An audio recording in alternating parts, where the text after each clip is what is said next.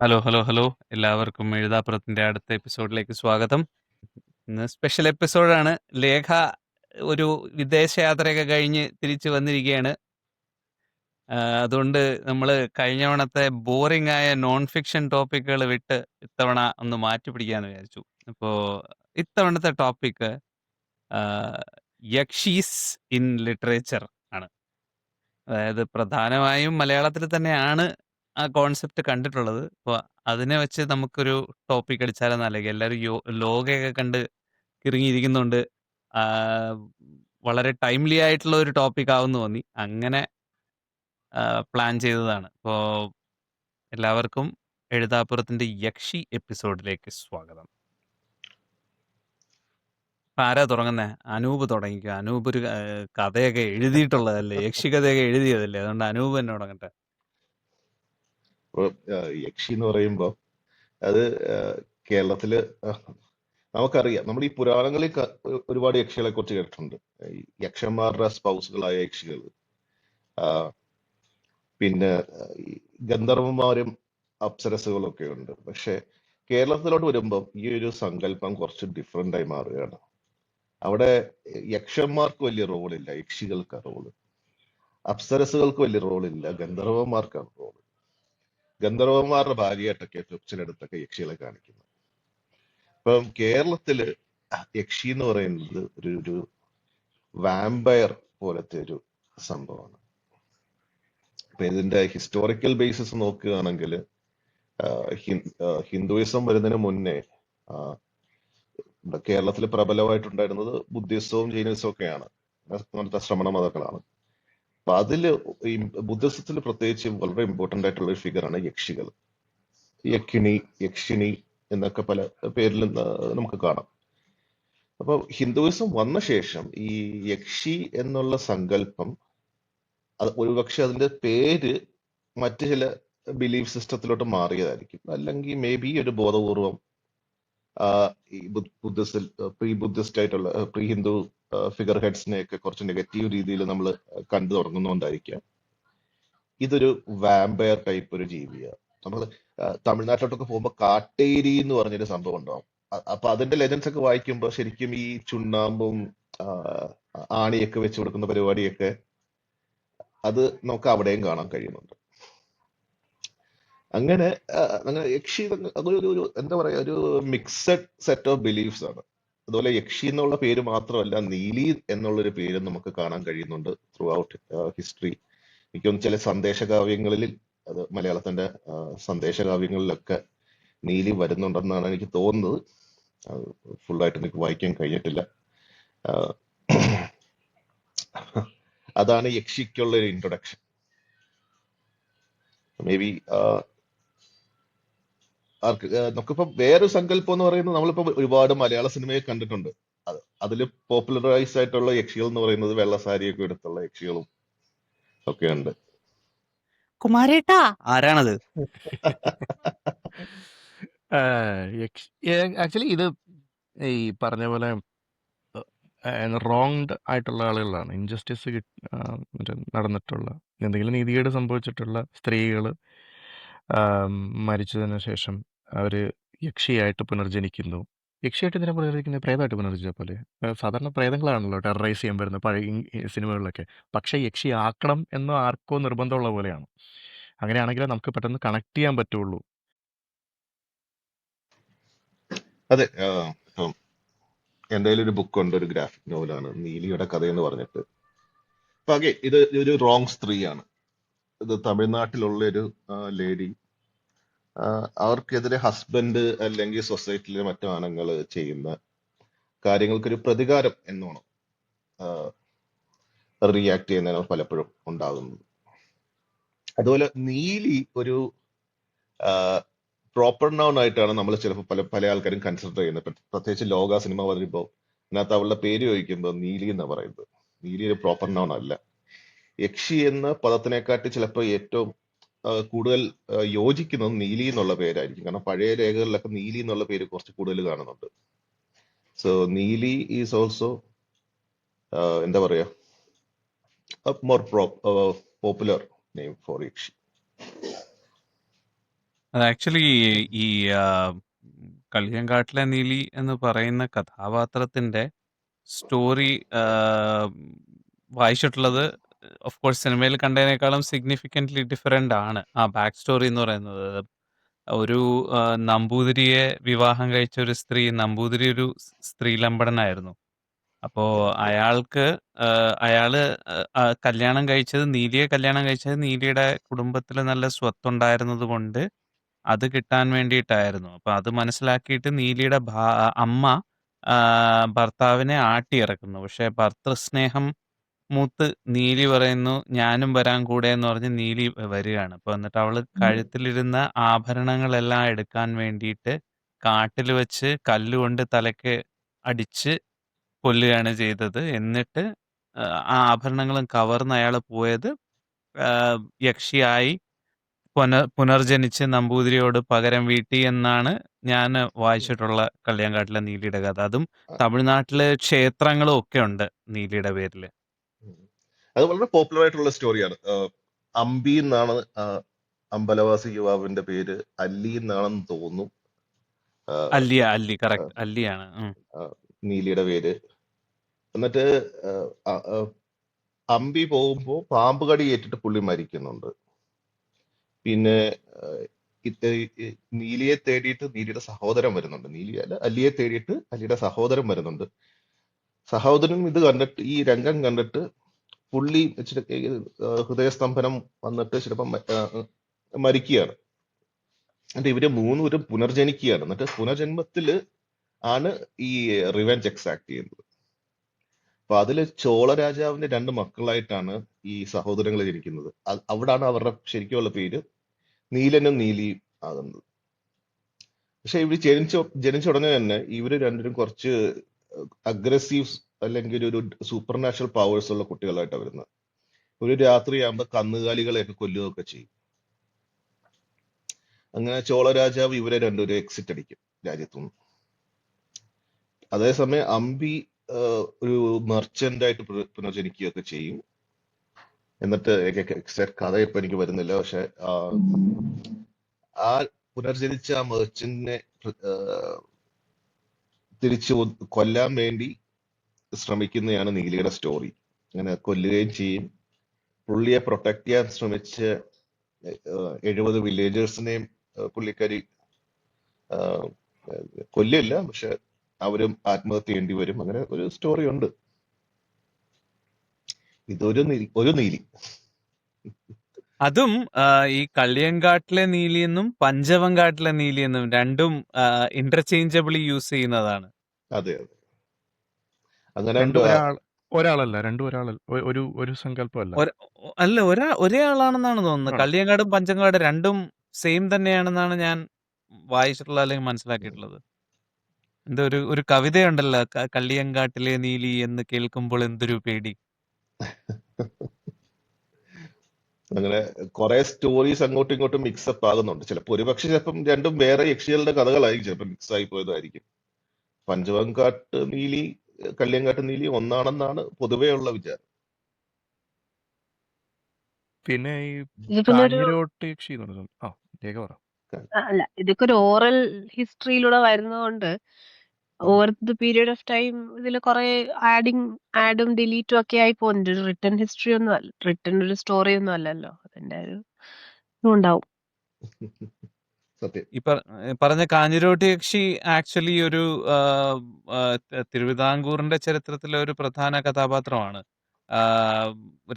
Again അതിന് 1-2 different interpretations ഉണ്ട്. ഒരെണ്ണം എന്ന് പറയുന്നത് നമ്മുടെ പപ്പുത്തമ്പി ഇല്ലേ, പപ്പുത്തമ്പി മൂത്തയാള്, പപ്പുത്തമ്പിയാണോ രാമൻ തമ്പിയാണോ, രണ്ടുപേരിൽ ഒരാളെ പ്രേമിച്ച ഒരു പെണ്ണാണ്. അതിനെ കഴുത്ത് നെരിച്ച് കൊന്നിട്ട് തിരിച്ചു വന്ന് തിരുവിതാംകൂറിനെ എന്ന് വെച്ച് കഴിഞ്ഞാല് അവളെ രാത്രി ഫസ്റ്റ് നൈറ്റില് കിടക്കയിൽ വെച്ച് കഴുത്ത് ഞെരിച്ചു കൊന്നത്, തിരികെ വന്നത് ആവാഹിച്ച് മറ്റേ നമ്മുടെ പത്മനാഭസ്വാമി ക്ഷേത്രത്തിന്റെ ബി നിലവറയില് അടക്കിയിരിക്കുന്നു എന്നാണ് പറയുന്നത്. ചിരുദേവി അങ്ങനെയൊന്നുമല്ല. ശ്രീദേവി. എന്തായാലും റെഡ് ഫ്ലാഗ്സ് ഐഡന്റിഫൈ ചെയ്യാൻ പറ്റാതെ പോയ സ്ത്രീകളാണ് യക്ഷികളായി വന്നത് എന്നാണ് നമുക്ക് മനസ്സിലാക്കാവുന്ന ഒരു കാര്യം ഇതിൽ നിന്ന്. അതേ ഉള്ളൂ. പിന്നെ ഇപ്പൊ ആ, ഈ കള്ളിയങ്കാട്ട് നീലി ഐതിഹ്യമാലയിലുള്ള അത് ഐതിഹ്യമാലയിലുണ്ടല്ലോ, കത്തനാറിന്റെ കഥ പറയുന്ന സ്ഥലത്ത് പുള്ളിക്കാരുടെ കാര്യം പറയുന്നുണ്ട്. 2-3 കഥകളിലുണ്ട്, ഇങ്ങനെ മാറി വരുന്നുണ്ട്. ഐതിഹ്യമാലയില് പറയുന്ന കത്തനാരുടെ കഥയിൽ പറയുന്ന യക്ഷി അല്ല കല്യങ്കാട്ട് നീലി അല്ല എന്നാണ് ഒരു വേറൊരു നീലി വേറൊരു നീലി തന്നെ നീലിയാണ് പറയുന്നില്ല, യക്ഷി തന്നെ പറയാം. എന്തോ യക്ഷി. ഒരു അപ്പം അത് ഇതേപോലെ ഓറലായിട്ട് ആൾക്കാർ കഥ പറയുമ്പോ ഡ്രാമാറ്റിക് എഫക്റ്റിന് സിനിമാക്കാരും ആൾക്കാരും ഒക്കെ പറഞ്ഞ് ചേർക്കുന്നതാണ്. കാരണം എനിക്ക് മാർത്താണ്ഡവർമ്മ സിനിമ നോവലൊക്കെ വന്ന ശേഷം കല്യങ്കാട്ട് നീലി കുറച്ച് പോപ്പുലറായി. അപ്പൊ അങ്ങനെ ആ സ്റ്റോറി ഇങ്ങനെ അങ്ങ് മിക്സ് ചെയ്തതാ. അത് ഏറ്റവും കൂടുതൽ ഹിറ്റ് ആയത് നമ്മുടെ 2000s കടമറ്റത്ത് കത്തനാർ സീരീസ് കത്തനാർ. വന്നത്. അതെ. അതിലൊരു എമിലി എന്ന് പറഞ്ഞിട്ടൊരു യക്ഷി ഉണ്ടായിരുന്നു. നിങ്ങൾക്ക് ആർക്കെങ്കിലും ഓർമ്മയുണ്ടോ? ഇല്ല, ഞാൻ അത് കണ്ടിട്ടില്ല. അല്ല അത് ആ. അത് ബേസിക്കലി തുടക്കത്തില് കുറെ ഐതിഹ്യമാലയുടെ കൂടെ ചേർന്നിരുന്നെങ്കിലും പിന്നെ അത് കഴിഞ്ഞിട്ട് എഴുത്തുകാരനെ അങ്ങ് കയറൂരി വിട്ടതാണ്. നീ എന്ത് തേങ്ങ വേണമെങ്കിൽ എഴുതി പിടിപ്പിച്ചോ. അതെ, അത് പൊതുവെ സീരിയൽസ് കാണുന്നതാണ്. പണ്ട് ഈ ജയ് ഹനുമാൻ സീരിയൽ വന്നപ്പം ആദ്യം കുറച്ച് പൗരാണിക കഥകളൊക്കെ വന്നു. പിന്നെ കുറച്ച് എന്താ പറയാ ശക്തിമാനായി. പിന്നെ കുറച്ചും കൂടെ ലൂസായിട്ട് ഇന്റർപ്രറ്റ് ചെയ്യാൻ തുടങ്ങി. ലാസ്റ്റ് ആയപ്പം ചുമ്മാ ഓരോ അസുരന്മാരെ ഇറക്കുവാണ്. മൃദംഗാസുരൻ, തബലാസുരൻ എന്നൊക്കെ പറഞ്ഞിട്ട് ഓരോ അസുരന്മാരെയൊക്കെ വെറുതെ ഇറക്കി ഒരു എനിക്ക് ഓർമ്മയുണ്ട്. അതായത് രാവണനൊക്കെ തട്ടി എല്ലാം കഴിഞ്ഞ് എല്ലാം കഴിഞ്ഞു. പിന്നെ ബാക്കിയുള്ളവരൊക്കെ ഇറക്കി വിടുവാണ് ഓരോരുത്തരായിട്ട്. അതായത് റിവെഞ്ചാണ്. രാവണന്റെ അമ്മ ബാക്കിയുണ്ടല്ലോ, പുള്ളിക്കാരി വേറെ ആരൊക്കെ കൂട്ടുപിടിച്ച് ഉം. കുറെ പേരായിട്ട് അങ്ങ് ഇറങ്ങുവാണ് റിവെഞ്ചിന് വേണ്ടിയിട്ട്. ഒക്കെ ഹനുമാൻ അങ്ങ് തീർത്തോളും. അതിന് വേണ്ടിയിട്ടാണ്. അവരിൽ കഥയില്ല, അപ്പൊ അതിങ്ങനെ കൊണ്ടുവരികയാണ് കഥകൾ. മറ്റേ എഴുതി കാണിക്കുന്നത് ഞങ്ങൾ മറ്റേ സ്കന്ദപുരാണം, ആ പുരാണം, ഈ പുരാണത്തിൽ എടുത്തോണ്ട് വന്ന കഥയാണ്. ഒരു പുരാണമില്ല. ഇതൊക്കെ വായിക്ക് തോന്നിയ പോലെ എഴുതാം. പക്ഷെ എനിക്ക് തോന്നുന്നു യക്ഷി സ്റ്റോറീസ് എന്ന് പറയുമ്പം growing up in the 90s ഞാൻ ആദ്യം എൻകൗണ്ടർ ചെയ്ത യക്ഷി നമ്മുടെ ചോറ്റാനിക്കര ഭഗവതിയുടെ കഥയിലുള്ള യക്ഷിയാണ്. നിങ്ങൾ കേട്ട കഥയായിരിക്കും ഇത്, എല്ലാരും കേട്ട കഥയായിരിക്കും ഇത്. അതായത് ഒരു നമ്പൂരി, അദ്ദേഹം അമ്പലത്തിലേക്ക് തന്നെയാണ് വരുന്ന വഴിക്ക് ഇയാളുടെ കൂടെ ഒരു സ്ത്രീ കൂടും. ഇപ്പൊ കൂടെ വരുമ്പോൾ പറയും എന്തോ ഒരു ഫ്രണ്ടിന്റെ വീട്ടിൽ കയറാനുണ്ടെന്ന് പറയും. ഇയാളൊരു പാവം നമ്പൂരിയാ, വലിയ വലിയ ഇതൊന്നുമില്ല പുള്ളിക്ക്, വലിയൊരു അങ്ങനെ ഒരു ലോകവിവരം ഒന്നും ഉള്ള ടൈപ്പ് അല്ല. അതുകൊണ്ടാണല്ലോ മാള. രാത്രിയാവുമ്പോ സ്ത്രീ കൂടുമ്പോ കൂടെ പോന്നോളൂ എന്ന് പറയണത്. അപ്പൊ അപ്പൊ ഈ സുഹൃത്ത് അങ്ങേര് ഇത്തിരി ഒരു ബുദ്ധിയുള്ള മനുഷ്യനാണ്. അങ്ങേർക്ക് കുറച്ച് മനസ്സിലാവും കാര്യങ്ങള്. ഇയാള് കൂടെ വരാൻ പറഞ്ഞുകൊണ്ട് ഈ സ്ത്രീ വിട്ടു പോവാനും പോണില്ല, യക്ഷി വിട്ടു പോവല്ല. അപ്പൊ എന്നിട്ട് എന്നെ തൊട്ടു നോക്കാൻ പറയും അവര്. അപ്പോഴാണ് മറ്റേ ഈ പാവം നമ്പൂരിക്ക് മനസ്സിലാവുന്നത് യക്ഷിയാണ് കൂടെ കൂടിയേക്കണെന്ന്. അപ്പൊ ആ കഥയില് ഈ ഈ ഫ്രണ്ട് ആയിട്ടുള്ള നമ്പൂരി അദ്ദേഹം ഒരു മാന്ത്രികനും കൂടിയാണ്. അപ്പൊ ഒരു തോർത്ത് കൊടുക്കും, ചുഴറ്റിയിട്ട് ഓടിക്കോളാൻ പറയും ചോറ്റാനിക്കരയ്ക്ക്. പക്ഷെ നട കടക്കുമ്പം ഇത് പുറത്തേക്ക് എറിയണം എന്ന് പറയും. അതാണ് അതിൽ ക്യാച്ച്. ഇത് കയ്യിലുള്ളിടത്തോളം കാലം യക്ഷി പിടിക്കും. തിരിഞ്ഞു നോക്കാതെ തിരിഞ്ഞു നോക്കാതെ തിരിഞ്ഞു പുറത്തേക്ക് നോക്കാണ്ട് ഇടണം. ഓടിക്കോളാൻ പറയും. മാളയായിരുന്നു നടക്ക് അല്ലേ? എത്തുമ്പോ അല്ല, അടൂർ ബാസി അടൂർ ബാസിയാണ് ആ ഇടയ്ക്കിടയ്ക്ക് ക്യാരക്ടർ. യൂട്യൂബിൽ ഉന്തിത്തിരുന്ന സാധനമാണ്. ഇതിങ്ങനെ എറിഞ്ഞ് പിന്നിലേക്ക് എനിക്ക് തോന്നുന്നു യക്ഷിയായിട്ട് ശ്രീവിദ്യ ആയിരുന്നു എന്ന് സംശയമുണ്ട് എനിക്ക്. ശ്രീലതയോ ശ്രീവിദ്യയോ ആരോ ഒരാളാണ്. ആ അതിസുന്ദരിയാണ് പറഞ്ഞു വരുമ്പോ. അത് നമുക്ക് ആലോചിക്കാവുന്നേ ഉള്ളൂ. എങ്ങോടാന്ന് വെക്കുമ്പോ കഥകളി കാണാൻ പോയിട്ട് തിരിച്ചു വരുന്ന വഴിക്ക് എന്തോ അങ്ങനെ എന്തോ ആണ് പറയണതും. അപ്പൊ ഇത് എറിഞ്ഞു കഴിഞ്ഞ് കഴിയുമ്പം പുള്ളി കാല് പിടിക്കും, എന്നിട്ട് ഭഗവതി വന്ന് രക്ഷിക്കും. എന്നിട്ട് അങ്ങനെയാണ് കീഴ്ക്കാവല് ഭഗവതി എന്നുള്ള പ്രതിഷ്ഠ വന്നത് എന്നുള്ള. അപ്പൊ ഇപ്പോഴും കീഴ്ക്കാവല് പോയി കഴിഞ്ഞു കഴിഞ്ഞാൽ നമുക്ക് കാണാം അവിടെ പ്രസാദം വേറെയാണ്. മുകളിലത്തെ അമ്പലത്തിൽ നിന്ന് വേറെ പ്രസാദം വേറെയാണ്. ഗുരുജി നടക്കണ താഴെയാണ്. അവിടെ ഒരു ആൽമരം ഉണ്ട്, പോയിട്ടുള്ളവരെ കണ്ടിട്ടുണ്ടാവും. ആണി തറച്ച ആൽമരം ഉണ്ട്. അപ്പൊ നമ്മൾ കുട്ടിക്കാലത്ത് പ്രദക്ഷിണ വയ്ക്കുമ്പോ നമ്മൾ ഈ ആലോട് കൂടിയിട്ടാണ് ഞാൻ പ്രദക്ഷിണ വച്ചിരുന്നത്. അത് പിന്നെ ആരോ എന്റെ അടുത്ത് പറഞ്ഞു എന്തിനാ ഇങ്ങനെ ആലിന് തറച്ചേക്കുന്നതെന്ന് പറയുന്നത് മോശം ശക്തികളാണല്ലോ അത്. അപ്പൊ പിന്നെ ഈ കുറെ കാലം ഞാൻ ഈ ശ്രീകോവില് മാത്രം പ്രദക്ഷിണ വയ്ക്കുന്ന ഒരു പരിപാടി ഉണ്ടായിരുന്നു. എനിക്ക് ലാസ്റ്റ് ടൈം ഞാൻ ചെന്നപ്പോ അങ്ങോട്ടൊക്കെ ഇതൊക്കെ മാറി. ആദ്യ കൂടെ സൈഡിൽ കൂടെ ഉള്ള റോഡൊക്കെ അവര് അടച്ചു വെച്ചിട്ടുണ്ട്. അതൊന്നും പോവാനൊന്നും പറ്റില്ല. ഇതാണ് ഞാൻ ആദ്യം കേട്ട യക്ഷിയുടെ കഥ ഇതാണ്. ഞാൻ സിനിമയൊക്കെ കാണുന്നത് വളരെ വളരെ കാലം കഴിഞ്ഞിട്ട്. എനിക്ക് തോന്നുന്നു DD2-ലൊക്കെ DD4-ലൊക്കെ വന്നു കഴിഞ്ഞപ്പോഴാണ് ഇതൊക്കെ കാണുന്നത്. അപ്പൊ നമ്മുടെ ഫസ്റ്റ് എൻകൗണ്ടർ വിത്ത് യക്ഷി ഈ യക്ഷിയാണ്. അപ്പൊ ഏഹ്, ചുണ്ണാമ്പ് ചോദിക്കും. പിന്നെ ദേവി മഹാത്മ്യം പേടിയാണ്. കുറച്ച് കാര്യങ്ങളൊക്കെ നമുക്ക് അറിയാം ഒരു അതെ. പ്രൊട്ടക്ഷന് വേണ്ടിയിട്ട്. എനിക്ക് ഗാർലിക് ആണ്. വർക്കൗട്ട് ആവില്ല. അത് അവരുടെ ഗാർലിക്കാണ്. ഗാർലിക്കും കുരിശും ഒക്കെ ദൈവമാ. അതെ, ഹോളി വാട്ടർ ഇല്ല, ഹോളി വാട്ടറിന് പകരം ഹോളി വാട്ടർ ഇല്ല. അപ്പൊ ഇങ്ങനത്തെ ഈ യക്ഷികളെയാണ് എനിക്ക് പൊതുവെ പരിചയമുള്ള യക്ഷികള്. പക്ഷെ ഒരു കാര്യമുണ്ട്. അന്നത് കാണുമ്പോൾ ഇച്ചിരി പേടിയൊക്കെ വരുന്നത്. യക്ഷിയുടെ ട്രാൻസ്ഫോർമേഷൻ കഴിയുമ്പോൾ ഒരു സീനില്ലേ, ഒരു ശബ്ദം പക്ഷെ കേട്ടിട്ട് ഇപ്പൊ കാണുമ്പോ പെട്ടെന്ന് ചിരി വരും. ഇപ്പൊ കാണുമ്പോ നല്ല കോമഡിയാ. നല്ല സൈസ് ആയിട്ടൊരു ആള് ഫുൾ കറുപ്പൊക്കെ തേച്ച് പല്ലൊക്കെ വരച്ചിരിക്കുക. അല്ലാതെ അത് സ്ത്രീ കൂടെ അല്ല, അതായിട്ട് സ്ത്രീയുടെ അഭിനയിക്കുന്ന അതല്ലല്ലോ. പുരുഷനാണ്. പുരുഷനായിരിക്കും. അപ്പൊ പക്ഷെ ശരിക്കും അങ്ങനെ ഭയപ്പെടുത്തുന്ന രീതിയിൽ യക്ഷി എന്നൊക്കെ പറഞ്ഞ് കാണിക്കുന്നത് നമ്മുടെ ഇവരൊക്കെ തന്നെ. വിനയനൊക്കെ വരേണ്ടി വന്നു അത് കാണിക്കാൻ ഇന്ദ്രിയം. വേണ്ടിട്ട്. മയൂരി അത് മയൂരി യക്ഷിയായിരുന്നു മയൂരി കേട്ടോ. മയൂരി, മയൂരി ആകാശഗംഗ, ഇന്ദ്രിയം ആകാശഗംഗ. വാണിയത്ത്. ആ ആകാശഗംഗ, വാണി വിശ്വനാഥ്. വാണി വിശ്വനാഥ് ഇന്ദ്രിയത്തില്. പക്ഷെ അത് പക്ഷെ പ്രേതായിരുന്നു, മയൂരി യക്ഷിയായിരുന്നില്ലല്ലോ. ആണോ? മയൂരി പേടിപ്പിച്ചത്ര ആരും പേടിപ്പിച്ചിട്ടില്ല. അവിടെ ആണി അഴിച്ചെടുക്കലായിരുന്നു മറ്റേ ഇന്ദ്രിയത്തിൽ ഈ സാധനത്തിന് പുറത്തു വിടുക എന്നുള്ളത് ആ, പറയുന്നത്. ഉം. അപ്പൊ അതും പ്രേതമാണോ ഈ യക്ഷിയാണോ അവരെന്താ ബാധയാണോ? ഉദ്ദേശിക്കുന്നത് നമുക്കറിയാം. അതെ, ആനയായിരിക്കും ബാധയാണോ? അത് ചെയ്ത നിഷാന്ത് സാഗറിന് അങ്ങനെയല്ലേ പ്രൊമോഷൻ കിട്ടിയത് ലോകയില്. അതെ, അതുകൊണ്ടാണല്ലോ പുള്ളിക്ക് എക്സ്പെർട്ടീസ് ഉള്ളതുകൊണ്ടാണല്ലോ പുള്ളിയെ പിടിച്ചതിലിട്ടത്. വിളിച്ചത് വരും, അതെ, ഈ ആണിയൊന്ന് നിങ്ങൾ വരും, നിങ്ങൾ പണ്ട് വള്ളി പിടിച്ചതല്ലേ, നിങ്ങളിങ്ങ് പോരെ. ഒരു വള്ളിയും കൂടെ ഞങ്ങൾ തരാം. എല്ലാ വള്ളികളുടെയും ചുമതല അങ്ങ് ഏൽപ്പിക്കാന്ന് പറയാം, അത്രേ ഉള്ളൂ. ആക്ച്വലി ഈ യക്ഷിയുടെ കഥ പറയുമ്പോ actually മലയാറ്റൂരിലെ Yakshi needs A mention. ഉം. ഡെഫിനറ്റ്ലി. ബിക്കോസ് അത് രണ്ട് റീസൺസ്. അത് അതെനിക്കൊരു രണ്ട് സിനിമയായിട്ടുണ്ട്. ഒന്ന് സ്പോയിലർ അവോയ്ഡ് ചെയ്യുക. ഒരു ഫീഡ്ബാക്ക് നമുക്ക് കിട്ടിയേക്കുന്നതാണ്. നമ്മൾ അതെ അതെ, ഒരുപാട് സ്പോയിലർ സ്പോയിൽ ഇല്ല, ഇട്ടിരുന്നു. സ്പോയിലർ ഇല്ല. അതില് സത്യമാഷ അഭിനയിച്ച ഒരു സിനിമയുണ്ട്, ശാരദയും സത്യൻ ആ. മാഷുള്ള. അത് ആക്ച്വലി ഭയങ്കര സ്കേറി ഒരു സിനിമയാണ്. ഞാനത് കുട്ടിക്കാലത്ത് മച്ച് യങ്ങർ ആയിരിക്കുമ്പോഴാണ് കണ്ടത്. പക്ഷെ അതിൽ ചില സീക്വൻസിലൊക്കെ നമുക്ക് ശാരദ മനുഷ്യസ്ത്രീയാണോ യക്ഷിയാണോ എന്നുള്ളൊരു ക്വസ്റ്റ്യൻ വരുന്നുണ്ട്. അതിൽ ഏറ്റവും അവസാനത്തെ ഡയലോഗാണ് എനിക്ക് ഏറ്റവും അതിൽ പറയുന്ന ലാസ്റ്റ് പുകച്ചുരുളുകളായി മറഞ്ഞുപോയി എന്നാണ് പറയുന്നത്. അത് യക്ഷി എന്ന novel basically it is based on an unreliable narrator. കാരണം ഉം. ആ ത്രൂ ഔട്ട് ദ നോവലില് നമുക്ക് അയാളുടെ സാനിറ്റിയെ കുറിച്ച് ക്വസ്റ്റ്യൻസ് ഉണ്ട് ത്രൂ ഔട്ട് ദ നോവൽ. അപ്പോ രാഗിണി എനിക്ക് ആ പേര് ഭയങ്കര ഇഷ്ടമായിരുന്നു. അത് കഴിഞ്ഞ പിന്നെ അത് ആക്ച്വലി ഹിന്ദിയിലെ ഒരു സിനിമ വന്നിട്ടുണ്ട്, മോഹിനി എന്ന് പറഞ്ഞിട്ട്.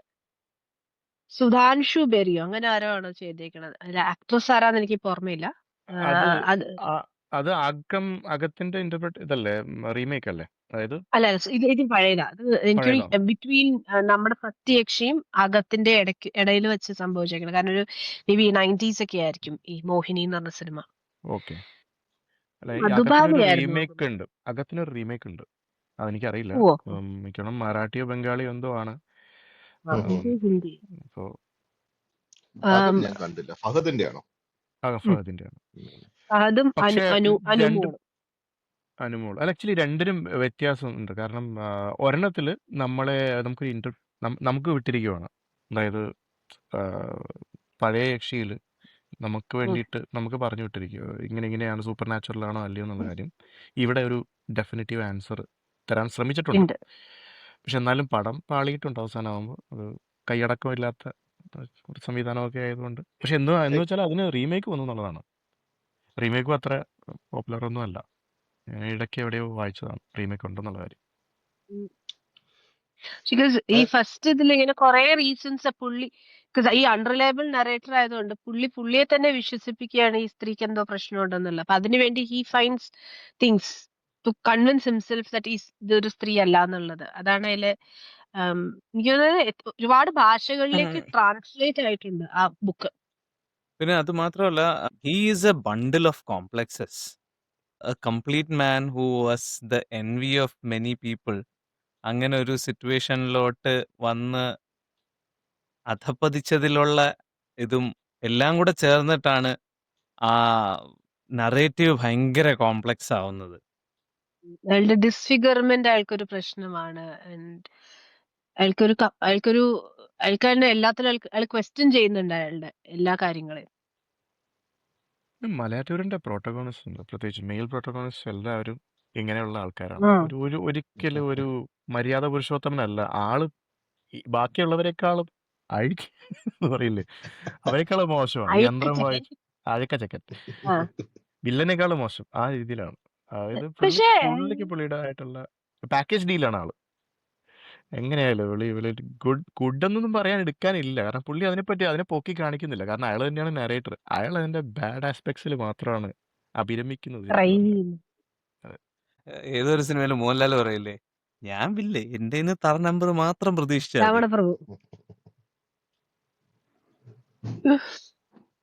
പിന്നെ ഐതിഹ്യമാലയിൽ വേറെ യക്ഷികളെ നിങ്ങൾക്ക് പരിചയമുണ്ടോ? ചില നല്ല യക്ഷികളുണ്ട് കേട്ടോ, നിങ്ങൾ നോട്ടീസ് ചെയ്തിട്ടില്ലേ? ഓൾ നോട്ട് ബാഡ് ഉണ്ട് ഉണ്ട്. നട്ട് സക്കിംഗ് എംപയേഴ്സ് അല്ല, അങ്ങനത്തെ അല്ലാത്ത യക്ഷികളും ഐതിഹ്യമാലയിലുണ്ട്. അതായത് നമ്പൂരി ഇഷ്ടായി കൂടെ കൂടി അതുണ്ട്. എന്നിട്ട് ഭഗവതിയായി പ്രതിഷ്ഠിക്കുന്നതും അങ്ങനത്തെ യക്ഷികളും നമ്മുടെ ഹിസ്റ്ററിയിലാണ്. അപ്പം ടു സൈഡ്സ് ടു ദിസ്. നന്നായിട്ട് ട്രീറ്റ് ചെയ്ത് കഴിഞ്ഞാൽ, മറ്റേ സ്ത്രീ സിനിമയിലെ പോലെ നന്നായി ട്രീറ്റ് ചെയ്ത് കഴിഞ്ഞാൽ ഒരു പ്രൊട്ടക്ടർ ആയിട്ട് മാറാനും കഴിവുള്ള ഒരു എൻറ്റിറ്റി ആണ് യക്ഷി എന്ന് പറയുന്നത്. അപ്പൊ റെസ്പെക്ട് കിട്ടാത്തയിടത്താണോ കൊല്ലാൻ വരുന്നത് എന്ന് കൂടെ നമ്മൾ ആലോചിക്കേണ്ടിയിരിക്കണം. ഉം. ശരിയായിരിക്കും. ആക്ച്വലി ഐതിഹ്യമാരുടെ കാര്യം പറഞ്ഞപ്പോൾ ഒരാള് പ്രധാനപ്പെട്ട ഒരു യക്ഷി നമ്മൾ നേരത്തെ സംസാരിച്ചതാണ് ഇതിനെ പറ്റിയിട്ട്. കാലടിയിൽ ഭട്ടതിരിയുടെ കഥയുണ്ട് അതിനകത്ത്. അപ്പോൾ കാലടിയിൽ ഭട്ടതിരി, സൂര്യകാലടി. സൂര്യകാലടി. അതായത് ഇതുപോലെ തന്നെ നേരത്തെ പണ്ട് പറഞ്ഞ പോലെ നമ്പൂതിരിയും ഭട്ടതിരിയും കൂടി കഥകളി കാണാൻ പോയോ? അങ്ങനെ കണ്ടല്ലേ, കഥകളി കാണാനോ, തൃശ്ശൂർ പൂരം കാണാൻ പോയതാണ് രണ്ടുപേരും കൂടി. എന്നിട്ട് പോകുന്ന വഴിക്ക് രണ്ട് സ്ത്രീകൾ കൂടെ കൂടും. അന്ന് രാത്രി ഇതിലെ പോകുന്ന അത്ര ശരിയല്ല, അത് യക്ഷിപ്പറമ്പാണ്, ഇതിലെ പോകുന്ന അത്ര ശരിയല്ല എന്ന് പറഞ്ഞിട്ട് ഇവരെ മാളികയിലേക്ക് ക്ഷണിക്കുകയാണ്. സഹോദരിമാരാണ്, ഒരു മാളികയിലേക്ക് ക്ഷണിക്കുന്നു. രണ്ടുപേരും അടുത്തടുത്ത മുറികളിൽ താമസിക്കുന്നു, വലിയ മാളികയാണ്. അപ്പോൾ അതിനകത്ത് നമ്പൂതിരിക്ക് ചെറിയ സംശയം തോന്നിയായിരുന്നു. ഭട്ടതിരിക്ക് ഒരു സംശയമില്ല. ഭട്ടതിരി രണ്ടുപേരും കൂടി പോയി. അപ്പോൾ നമ്പൂതിരിയുടെ കയ്യിൽ ദേവിമാത്മ്യമുണ്ട്, ഗാർലിക് ഈസ് പുള്ളിയുടെ കയ്യിലുണ്ട്. അപ്പോൾ പുള്ളി അവിടെ ഇരുന്നിട്ട് പുള്ളി തൊട്ടപ്പുറത്തെ മുറിയിൽ പുള്ളിക്കാരി പറയുന്നുണ്ട്, അത് എടുത്ത് മാറ്റി വെക്കുക, നമുക്ക് സുഖമായിട്ട് കിടന്നുറങ്ങിക്കൂടെ, അതൊന്നും മാറ്റി വെക്കാൻ പറയും. പക്ഷേ ഇയാൾ പറയും, തലക്കിൽ വെച്ചാൽ കിടന്നുറങ്ങുന്ന ശീലമുള്ളൂ എനിക്ക്. അപ്പോൾ തൊട്ടപ്പുറത്തെ മുറിയിൽ ചോര കുടിക്കുന്നതിൻ്റെയും എല്ല് കടിച്ച് പൊട്ടിക്കുന്നതിൻ്റെയൊക്കെ ശബ്ദം ഇയാൾ കേൾക്കുന്നുണ്ട്. പിന്നെ പിറ്റേ ദിവസം രാവിലെ നോക്കുമ്പോൾ ഒരു കരിമ്പനയുടെ മുകളിലാണ്. മാളികയൊന്നുമില്ല, ഇത് അവരുടെ മായാശക്തി കൊണ്ട് തോന്നിച്ചതാണെന്നാണ് പറയുന്നത്. ഇതിപ്പോൾ ഒരുപാട് ആവർത്തി വായിച്ചതുകൊണ്ട് എനിക്ക് ഈ സംഭവമൊക്കെ ചില വാക്കുകളൊക്കെ ഇപ്പോഴും ഓർമ്മയുണ്ട്. മായാശക്തി എന്നൊക്കെ എഴുതിയിട്ടുണ്ട് വരുന്നത് ശങ്കുഞ്ഞി. അപ്പോൾ ഈ ഒരു താഴത്ത് പനയുടെ താഴെ പല്ലും നഖവും കിടക്കുന്നതാണ്, മുടിയും പല്ലും നഖവും ഒക്കെ കിടക്കുന്നതാണ്.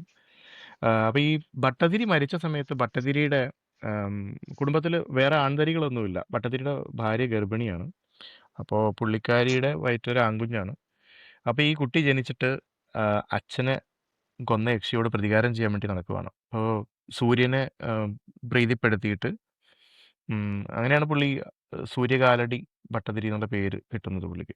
സൂര്യനെ പ്രീതിപ്പെടുത്തി എന്തോ ഒരു ആദിത്യഹൃദയം മന്ത്രം അങ്ങനെ എന്തോ ഹൃദയത്തൊക്കെ ആക്കും. അങ്ങനെ കുറേ ബാധകൾ ഒഴിപ്പിക്കാൻ തുടങ്ങും പുള്ളിയുടെ ആ ശക്തി വെച്ചിട്ട്. അപ്പോൾ ആൾ ഭയങ്കര ഫേമസ് ആവും. അപ്പോൾ പുള്ളിക്ക് മനസ്സിലായി, എനിക്കിപ്പോൾ ഇത്രയും ശക്തി കിട്ടിയ സ്ഥിതിക്ക് ഇനി എനിക്ക് റിവഞ്ചിനുള്ള സമയമായി എന്ന് പറഞ്ഞ് പുള്ളി എല്ലാ യക്ഷികളെയും പിടിച്ചിങ്ങനെ ഹോമിക്കാൻ തുടങ്ങും, ഓരോരുത്തരായിട്ട് പിടിച്ച്. അപ്പോൾ വിളിച്ചു വരുത്തും. അപ്പോൾ ഹോമിക്കല്ല, വിളിച്ചു വരുത്തിയിട്ട് കൊല്ലുകയല്ല, നിങ്ങളാണോ എന്നിങ്ങനെ ഇൻ്റർഗേറ്റ് ചെയ്യും പുള്ളി. അപ്പോൾ എല്ലാവരും പറയും, ഇല്ല ഞങ്ങളല്ല.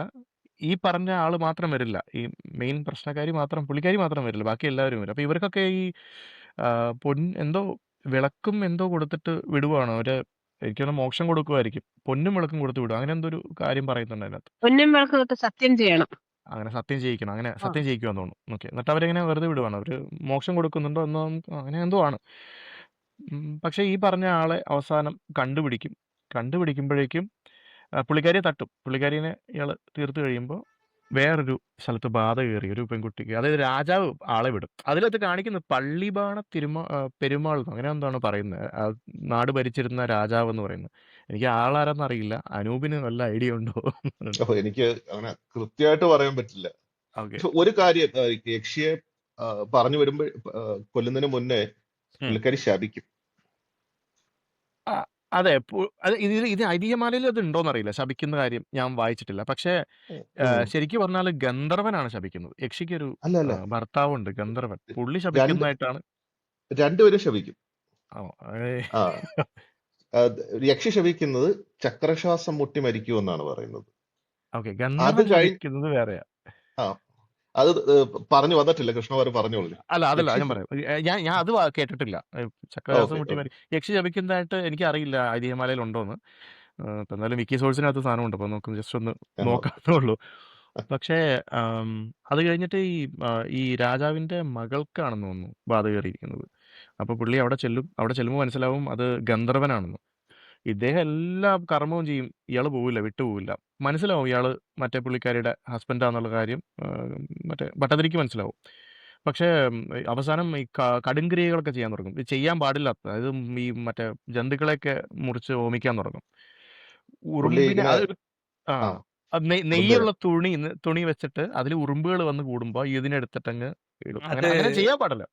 ഈവൻ യക്ഷിയിലും ഉണ്ടത്. ആ ഓക്കെ. യക്ഷി നോവലിലും ഉണ്ട്. യക്ഷിയിലും ഉണ്ട്. ചിലപ്പോൾ ഇത് റെഫറൻസ് ആയിരിക്കും കേട്ടോ. അപ്പോൾ പുള്ളി ഇതൊക്കെ ചെയ്യുന്നുണ്ട്. അപ്പോൾ ഇതൊക്കെ ചെയ്തിട്ടും ഈ പറഞ്ഞ പോലെ പുള്ളി അവസാനം ഇട്ടങ്ങ് ഇട്ടേച്ച് പോകും. അപ്പോൾ ഇട്ടേച്ച് പോകുമ്പോഴാണ് ഇയാൾ പറയുന്നത് നിങ്ങൾ മൂത്രം മുട്ടി മരിക്കട്ടെ എന്ന് പറയുന്നത്. അതായത് അത് യക്ഷി ശപിച്ചിട്ടുണ്ടാവും. ഇത്രയും ദിവസത്തിനുള്ളിൽ തിരുവാലൂരോ അവിടെ കണ്ട് അമ്പലത്തിൽ പോയിട്ട് അമ്പലത്തിൽ ചെന്ന് 41ാം ദിവസം കണ്ട് അവിടെ ചെന്ന് കഴിഞ്ഞാലേ നിങ്ങൾക്ക് ഈ ശാപത്തിൽ നിന്ന് മോക്ഷം കിട്ടുള്ളൂ എന്നങ്ങോട്ട് പറയുന്നുണ്ട്. പക്ഷെ ഇയാൾ പറയുന്നത് ഇത്ര ദിവസത്തിനുള്ളിൽ മൂത്രം മുട്ടി മരിച്ചു പോട്ടെ എന്നാണ്. അപ്പോൾ ഇദ്ദേഹം തിരുവാലൂർ അമ്പലത്തിൽ ചെല്ലും. അമ്പലത്തിൽ ചെന്നിട്ട് പുള്ളിക്ക് രാവിലെ ചെല്ലുന്നു, അതിരാവിലെ. അന്ന് വൈകുന്നേരം അമ്പലത്തിലൊരു അശരീരി കേൾക്കും. അതായത് നിങ്ങൾ ഉച്ചപൂജ കഴിഞ്ഞാൽ അമ്പലം അടച്ചോളാനോ അങ്ങനെ കണ്ട് പറയും വരും. അവിടെ ഒരു അശരീരി കേൾക്കുന്നുണ്ട്. അവർ നേരത്തെ എല്ലാ പൂജകളും തീർത്തിട്ട് അമ്പലം അന്ന് നേരത്തെ അടയ്ക്കും. അതായത് വൈകുന്നേരം അടയ്ക്കാനുള്ള ഒരു പ്ലാൻ ഉണ്ടാക്കും അവർ. പക്ഷെ ഇദ്ദേഹം അതിരാവിലെ അവിടെ എത്തുന്നു. പുള്ളി മറ്റേ മൂത്രശങ്ക ചേർക്കാൻ വേണ്ടിയിട്ട് ഒരു മൂത്രക്കുഴി എന്ന് പറയും, അവിടെ പോയി ഇരിക്കുന്നു. പുള്ളിക്ക് മൂത്രം പോകുന്നില്ല. അങ്ങനെ തിരിച്ചു കയറുന്നു, മൂത്രശങ്ക വരുന്നു. പിന്നെയും അതുപോലെ തന്നെ തിരിച്ചും കയറി അവസാനം വൈകുന്നേരം വരെ ഇത് ചെയ്ത് പുള്ളി ക്ഷീണിച്ച് വൈകുന്നേരം ആകുമ്പോൾ പുള്ളി മരിക്കും. ആ അമ്പലത്തിൽ ആ സമയത്ത് പുള്ളി രക്ഷിക്കാൻ ആരും ഉണ്ടാവില്ല, കാരണം നേരത്തെ അത് അടച്ചു പോയിട്ടുണ്ടാവും. അപ്പം അങ്ങനെ ഗന്ധർവന്റെ ശാപം നടപ്പിലാവും. അപ്പൊ അല്ല, എന്റെ അറിവിലുള്ള കഥ എന്ന് വെച്ചാല് ഇത് രണ്ടും ഉണ്ട്. എനിക്ക് ഐതിഹ്യമാലയാണ് എന്റെ മെയിൻ സോഴ്സ്. അപ്പം യക്ഷി ആദ്യം ശപിക്കുന്ന ചക്രശ്വാസം മുട്ടി മരിക്കുമെന്ന് പറയും. ഗന്ധർവൻ പിന്നെ നിനക്ക് മൂത്രമൊഴിക്കാൻ മുട്ടി മരിക്കുമെന്നും പറയും. അപ്പൊ പുള്ളി ഓരോ വട്ടം പോയി മൂത്രക്കുഴിയിൽ ഇരിക്കും. പിന്നെ എഴുന്നേറ്റ് അവിടെ പോയി കഴിഞ്ഞാൽ കുളിച്ച് ശുദ്ധിയാകണമല്ലോ. അമ്പലത്തിൽ കുളത്തിൽ പോയി കുളിക്കും. കുളിച്ച് ഇറങ്ങി ഇങ്ങോട്ട് വരുമ്പോഴേക്ക് വീണ്ടും മുട്ടും.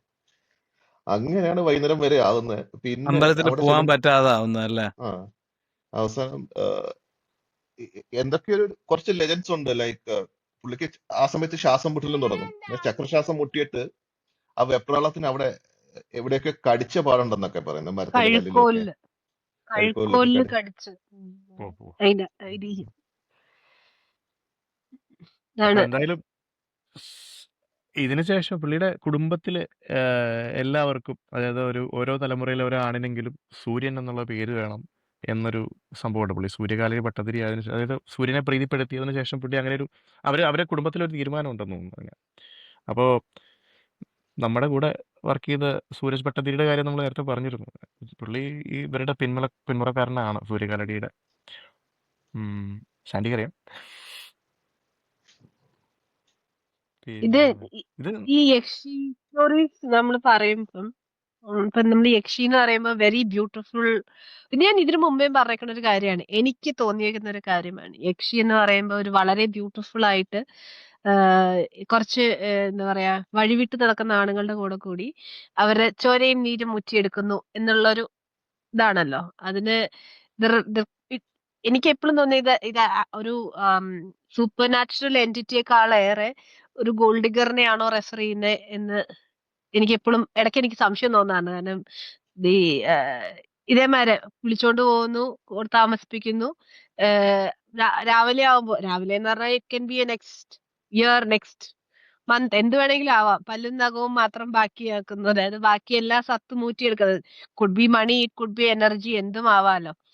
അപ്പം അങ്ങനൊരു ഇതും കൂടെ ആവാം എന്ന് എനിക്ക് ഇടയ്ക്ക് തോന്നാറുണ്ട് അത്. അതേപോലെ മൊറാലിറ്റി എൻഫോഴ്സ് ചെയ്യാൻ വേണ്ടി ചെയ്തതും ആവാം. എന്ന് വെച്ച് കഴിഞ്ഞാൽ ആവാം. പണ്ട് ഒന്നാമത് മറ്റേ പുരുഷന്മാർക്ക് സംബന്ധവും അങ്ങനത്തെ പരിപാടിയൊക്കെ ഉണ്ടായിരുന്നതാണ്. അപ്പൊ കാണുന്ന വഴിക്ക് മുഴുവനും കാണുന്ന സ്ത്രീകളുടെ അടുത്തോട്ട് ചാഞ്ചാട്ടം ഉണ്ടാവാൻ സാധ്യതയുണ്ടായിരുന്നു. അപ്പോ അവരെ സംബന്ധം അവരെ സംബന്ധം ഒന്ന് അവരെ ഒന്ന് നേർവഴിക്ക് നടത്താനും കൂടി ഉള്ളൊരു സാധനമാണ് ഈ യക്ഷിക്കഥകളെന്ന് വേണേ പറയാം.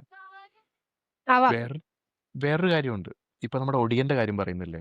ഒടിയൻ എന്ന് വെച്ചാല് നമ്മുടെ ഈ മറ്റേ ഈ താഴ്ന്ന ജാതിയിൽ അടിയാളന്മാരിൽ ആരെങ്കിലും ശബ്ദം ഉയർത്തി കഴിഞ്ഞാൽ അവരെ അങ്ങ് തട്ടാൻ വേണ്ടിയിട്ട് കങ്കാണിമാരെ വെച്ചങ്ങ് തട്ടിയിട്ട് അത് ഒടിയന്റെ തലയ്ക്ക് ചാരുന്നതായിരിക്കാം ചിലപ്പോൾ.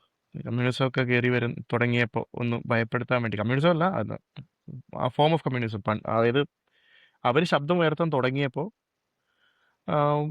ഒഴിവാക്കാൻ വേണ്ടി ചെയ്തതായിരിക്കാം. ചിലപ്പോൾ അതിൻ്റെ നേരെ വിപരീതം, അതായത് ഒരു പ്രതികാരം എന്ന രീതിയിൽ യക്ഷിയെ ഇറക്കി വിട്ടതാവാം. ലൈക്ക് നമ്മുടെ ഈ ആര്യങ്കാവ് കൊള്ളസംഘം അങ്ങനെ എന്തൊരു സിനിമയാണ്, എനിക്ക് ഓർമ്മയില്ല.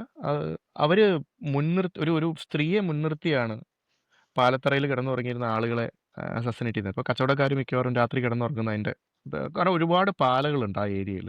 അപ്പോൾ ഇവർ ഈ യാത്രയിൽ സത്രങ്ങളൊന്നും ഇല്ലാത്തതുകൊണ്ട് അവരവിടെ രാത്രി അങ്ങ് കിടക്കാൻ തീരുമാനിക്കും. മീൻസ് അവിടെ വിശ്രമിക്കാൻ തീരുമാനിക്കും. അവിടെ കിടന്ന് ഉറങ്ങുന്നവരെ ഒരു ഒന്നാമത് പാലയുടെ മണമൊക്കെ ഭയങ്കര ഇൻടോക്സിക്കേറ്റിംഗ് ആയിരിക്കും. അപ്പോൾ ഈ കൊള്ളസംഘം അല്ലെങ്കിൽ കൊള്ളക്കാരെ ഒരു സ്ത്രീയെ ഇറക്കി വിട്ടിട്ട് അവരെ ലൂർ ചെയ്തിട്ട് അങ്ങ് തട്ടുന്നതായിരിക്കാം. മറ്റത് യക്ഷിയുടെ പെടലിക്കിടും. അപ്പോൾ അതുപോലെ ഇവിടെ എങ്ങനെ ഉണ്ടാവാം, ചിലപ്പോൾ ഈ അടിയാളന്മാർ തിരിച്ച് പണി കൊടുത്തതാവാം. അല്ലെങ്കിലും ഉണ്ട് കുടുംബത്തിനകത്ത് ചിലപ്പോൾ ഈ മറ്റേ മരുമക്കത്തായ ടീംസ് അവർ മറ്റേ അധികാരം കൈമാറ്റം ചെയ്യാത്ത ആൾക്കാർ ചിലപ്പോൾ ഒരു കോൺസ്പിറസി ചെയ്ത് മരുമക്കൾ തന്നെ അമ്മാവന്മാരെ തട്ടുന്നതായിരിക്കാം. അപ്പോൾ യക്ഷിയാണെന്നും പറഞ്ഞുകൊണ്ട് മറ്റേ പുറത്തുനിന്നൊക്കെ ആൾക്കാരെ വരുത്തിയിട്ട് അങ്ങനെ ചെയ്തതാവാം. കോൺസ്പിറസി തിയറീസ്, കെട്ടുകഥകളുടെ ഉള്ളിലെ കോൺസ്പിറസി തിയറി. പക്ഷെ കമ്മിങ് യക്ഷി പുസ്തകങ്ങൾ, യക്ഷി കഥകൾ എന്ന് പറയുമ്പോൾ ഇതിൽ മാറ്റി നിർത്താൻ പറ്റാത്ത വേറൊരു സാധനമാണ് ബഷീറിന്റെ നീലവെളിച്ചം / ഭാർഗവി നിലയം. മറ്റേ വന്നത് എനിക്ക് തോന്നുന്നു പാവപ്പെട്ടവരുടെ വേശ്യ എന്ന് പറയുന്ന പുസ്തകത്തിലൊരു ചെറുകഥയായിട്ടാണ് വന്നത്. ഭാർഗവി നിലയത്തിന്റെ സ്ക്രിപ്റ്റ്, പഴയ ഭാർഗവി നിലയത്തിന്റെ സ്ക്രിപ്റ്റ് അത് ബഷീർ തന്നെ എഴുതിയതാണ്. അതിലെ ആ സ്ക്രീൻ പ്ലേയിൽ ബഷീറിന്റെ ഒരു മോണലോഗ് ഉണ്ടല്ലോ. ആ മോണലോഗ്സ് മുഴുവനും ഈ യക്ഷിയോട് സംസാരിക്കുന്ന മോണലോഗ്സ് മുഴുവനും ഒക്കെ വളരെ ഇൻട്രസ്റ്റിംഗ് ആയിട്ടാണ് കൊണ്ടുവന്നേക്കുന്നത്. And this is a stereotypical yakshi. വെള്ള സാരി, എന്നിട്ട് എന്താണ് ഉപയോഗിച്ചിരിക്കുന്ന ഇത് പൂത്തിരി കത്തിച്ചതുപോലെ നിൽക്കുന്ന. കൊച്ചമ്മ പൂത്തിരി കത്തിച്ച പോലെ അങ്ങ് ഇരിക്കുകയല്ലായിരുന്നോ ഉമ്മർത്ത്? അതെ അതെ, പൂത്തിരി കത്തിച്ചല്ലേ. എന്നിട്ട് ഇടക്കിടക്ക് വിളിക്കുന്നുണ്ട് ഒന്ന് പൂത്തിരി കൊച്ചമ്മ, പൂത്തിരി കൊച്ചമ്മ എന്ന്. അങ്ങനെ ഒരുപാട് ഐറണിയല്ല സോറി, സിമിലീസും ഒക്കെ ഉള്ള ഒരു നല്ല സാധനമായിരുന്നു. അത് basically it's a complete story, right? ഒരുപാട് ഡ്രാമയും ഒരു സസ്പെൻസും ഒക്കെ ഉള്ളത്. ഐ മീൻ ഒറിജിനൽ ഭാർഗവി നിലയം വാസ് അമേസിങ്. പാട്ടുകളും വളരെ നല്ലതായിരുന്നു. എനിക്ക് നീലവെളിച്ചം വളരെ ആവറേജ് ആയിട്ടാണ് തോന്നിയത്. എന്തുകൊണ്ടോ എനിക്കത് ഫിനിഷ് ചെയ്യാൻ പോലും തോന്നിയില്ല. ഡയലോഗ്സ് വരെ സിമിലർ ആയിരുന്നു എന്ന് എനിക്ക് തോന്നി. ഈവൻ സ്ക്രിപ്റ്റ് റീറൈറ്റ് ചെയ്തിട്ടുണ്ടോ റീയൂസ് ചെയ്തേക്കാണോ എന്ന് വരെ തോന്നുന്നത്. ഈ പൂത്തിരി ഡയലോഗ് ഒക്കെ മറ്റേതിലും ഇതിലും വെരി സിമിലർ ആണ്. ഐ ഡോണ്ട് തിങ്ക് അഡാപ്റ്റ് ചെയ്തിട്ടില്ല ഇന്നത്തെ കാലത്തേക്ക് ഏതായാലും. അപ്പം അത് സെയിം ഡയലോഗ്സ് റീയൂസ് ചെയ്തിട്ടുണ്ടെന്ന് എനിക്ക് തോന്നിയത്. അല്ല, ചിലത് റീമേക്കിന്റെ ആവശ്യമില്ല. ഇപ്പൊ നമ്മുടെ മഹേഷിന്റെ പ്രതികാരത്തിൽ പറയുന്ന പോലെ അതിലെങ്ങാനും കൈവച്ചത് എന്റെ കൈ വിട്ടെന്ന് പറയില്ലേ, അതേപോലെയാണ്. ചിലതിന്റെ ഒന്നും ആവശ്യമില്ല, റീമേക്കുകളൊക്കെ ശരിയാണ്. അനാവശ്യമാണ്. പക്ഷെ ഞാൻ പറയുകയാണെങ്കിൽ ആ യക്ഷി ഒറിജിനൽ സോഴ്സ് മെറ്റീരിയൽ അഡാപ്റ്റ് ചെയ്തതിൽ അകം കുറച്ചുകൂടി ബെറ്റർ ആയിരുന്നു. യക്ഷിയുടെ അകത്തിന്റെ കാരണം രണ്ട് ഇന്റർപ്രിട്ടേഷൻസ് ആണ്. അപ്പോൾ അത് നന്നായിട്ട് ചെയ്തിട്ടുണ്ട്. ഫഹദിനെ കൊണ്ട് പറ്റുന്ന പോലെ. ഫഹദ് ഓൾറെഡി ഫിനോമിനൽ ആണ്. ആ സമയത്ത് പുള്ളിയുടെ തുടക്കത്തിൽ തന്നെ പുള്ളി അത്യാവശ്യം നന്നായിട്ട് ചെയ്തൊരു സംഭവമാണ്. നല്ല വെടിപ്പായിട്ട് ചെയ്തൊരു സംഭവമാണ്. എന്തോ അവസാനമായപ്പോൾ പാളിപ്പോയതാണ്. എങ്കിലും വിചാരിച്ച റെക്കഗ്നീഷൻ കിട്ടിയിട്ടില്ല. ബെറ്ററാണ്, നീല വെളിച്ചത്തെക്കാളും ബെറ്ററാണ് അകം എന്ത് പറഞ്ഞാലും. ഇത് OTT-യിലുണ്ടോ? അകം യൂട്യൂബിലുണ്ടാവും ചിലപ്പോൾ. യൂട്യൂബിൽ. ഞാൻ യൂട്യൂബിൽ കണ്ടിട്ടും കേട്ടിട്ടും ഇല്ല. I still think it pales compared to the original.